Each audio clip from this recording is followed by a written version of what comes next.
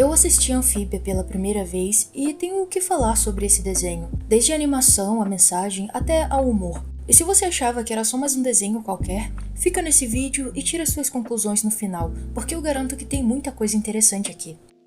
O primeiro episódio começa de um jeito meio confuso, mas vamos entender o que acontece mais pra frente. A protagonista se chama Annie, e nós vemos um vislumbre do que aconteceu antes dela ser levada para outro mundo, completamente diferente do seu.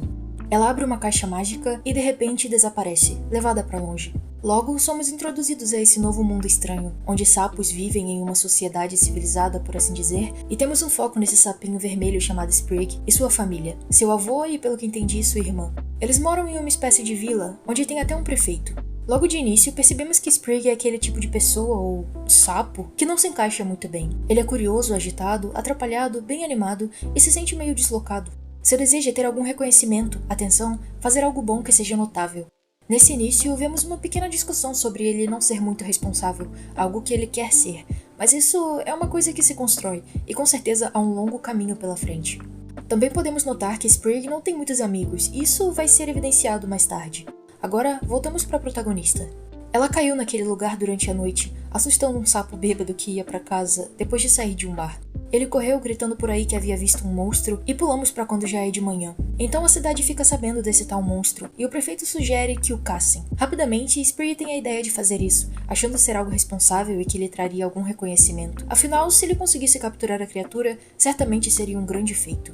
Sua irmã até tenta impedir, já que o avô dos dois jamais permitiria algo assim, mas ele consegue persuadi-la com alguns doces e corre para sua aventura. Ironicamente, é Sprig que acaba sendo pego por Annie, que fez uma armadilha sorrateira. Ela aparece, e esse é o primeiro encontro deles. Ela o confronta sobre estar sendo perseguida, e ele pensa que vai ser devorado, aceitando seu destino sem deixar de dar uma zoada. No entanto, nenhum dos dois era realmente o que o outro pensava, e quando surge um monstro de verdade, um grande louva-a-Deus, Annie ajuda Sprig a sair daquela armadilha e o leva até um esconderijo improvisado. Ali, eles conversam um pouco e finalmente se apresentam de verdade. Apesar da confusão inicial, eles percebem que não precisam temer um ao outro, e o primeiro vínculo se forma, bem pequeno. Eles saem porque Annie estava faminta e conseguem algumas coisas que ela gosta de comer. Quando estavam sentados tranquilamente, aproveitando esse breve descanso, Annie conta sobre estar longe de casa e como não sabia de que maneira havia chegado ali, perguntando também sobre o próprio Sprig e aumentando aquela confiança e empatia entre os dois, já que haviam simpatizado um com o outro. Todavia, antes que Sprig pudesse responder, os outros sapos chegam ali para caçar a Annie, que, após ver Sprig sendo elogiado por tê-la encontrado, pensa que ele havia armado tudo isso contra ela desde o começo, o que não era verdade apesar das suas intenções iniciais. O episódio não enrola, e eu diria que algumas coisas, pelo menos nesse início aqui, acontecem um pouco rápido demais, mas dá pra entender, já que é o primeiro e é preciso fazer toda uma introdução sem que torne algo chato, principalmente pro público infantil. Na segunda parte, eu sinto que as coisas melhoram bastante, quando você já tem todo o contexto e não precisa ficar vendo uma tentativa corrida de mostrar a face de cada personagem. Continuando, antes que eles levassem Annie, aquele louva-a-Deus retorna, assustando a todos. Eles correm, pensando ser o fim, e Sprig solta Annie para que ela pudesse fugir também, querendo se redimir. Ele se coloca contra aquele monstro, o ataca com um estilingue, mas não surte muito efeito, e quando ele estava prestes a ser atingido, Annie o defende, como uma representação de suas pazes sendo feitas. Assim, os dois trabalham juntos e derrotam a fera, recebendo o reconhecimento da multidão, embora ainda não vissem Annie com bons olhos. Eles queriam expulsá-la, mas Sprig intercede, dizendo que ela não era um monstro, e seu avô se junta a isso, após ver os dois se ajudando por um bem maior, pedindo para mantê-la abrigada por enquanto e afirmando que cuidaria da mesma. Desse modo, todos eles vão para casa, mesmo com uma certa desconfiança, principalmente da mini-irmã do Sprig. Ainda há um certo medo de que ela os devore, mas fica claro que isso não vai acontecer.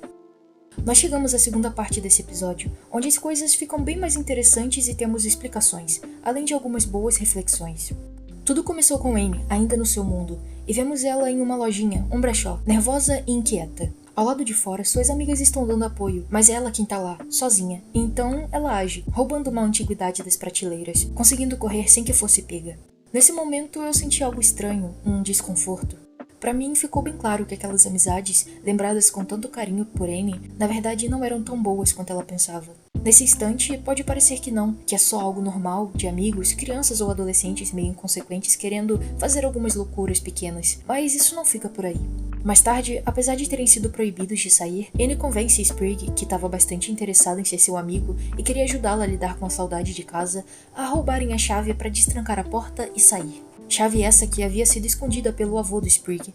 Eles conseguem, já que o velho estava basicamente dormindo feito uma pedra. Acontece que Sprig havia comentado sobre um lago e eles estavam ansiosos para chegar lá, mas se depararam com uma placa assustadora e meio exagerada, dizendo para não entrarem na água. Para Anne, aquilo não era realmente alarmante, mas Sprig ficou com receio, sugerindo que eles retornassem agora, demonstrando uma certa maturidade. É aí que Anne confronta isso. Ela diz que ser amigo é isso, apoiar a outra pessoa em qualquer coisa que ela queira. Se sua amiga quer um estojo, você arranja. Se sua amiga quer um sapato novo, você dá pra ela. E se sua amiga quer que você roube uma caixinha de música misteriosa de um brechó, mesmo que você não esteja nem um pouco afim de fazer isso, você rouba, porque senão ela pode nunca mais ser sua amiga. Anne era a terceira. Eu acho que isso é mais comum entre garotas, pelo que eu vejo, mas eu já passei pela mesma situação, apesar de não ser uma. Quando as duas pessoas são as amigas de verdade e você é o amigo daquela amizade. Tudo flui quando os três estão juntos, mas quando você tá sozinho com uma delas, parece estranho. Eu ainda nem assisti mais, mas eu tenho um palpite de que a relação delas era exatamente essa, e eu confesso que tô bem ansioso pra analisar mais episódios, caso vocês gostem desse. Bem, eles entram no lago e se divertem pra caramba, aproveitando por um bom tempo, até que tudo dá errado. Um grande monstro aparece, uma cobra, e eles correm. Entre tropeços aqui e ali, os dois acabam encurralados, mas Sprig tem uma ideia. Ele pula quando a cobra estava prestes a atacar e entra na sua boca, deixando Anne apavorada. Imediatamente, ela luta por vingança, mas antes que pudesse entender o que aconteceu, a cobra joga Sprig para fora, com um rastro de fogo.